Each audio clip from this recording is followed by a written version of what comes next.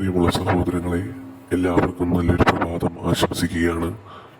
ഇന്നേ ദിവസം ദൈവം നമ്മുടെ മുൻപിലേക്ക് തന്നിരിക്കുന്ന വചനം ഇപ്രകാരമാണ്: നിങ്ങളെ വിളിച്ചവൻ വിശ്വസ്തനായിരിക്കുന്നത് പോലെ അവൻ അതനുസരിച്ച് പ്രവർത്തിക്കും.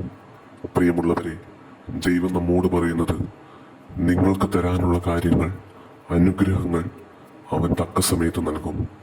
അവൻ നിങ്ങൾക്ക് നന്മ വരുത്തുമെന്ന് പറഞ്ഞിട്ടുണ്ടെങ്കിൽ അവൻ അതുപോലെ ചെയ്യും. അവൻ വിശ്വസ്തനാണ്.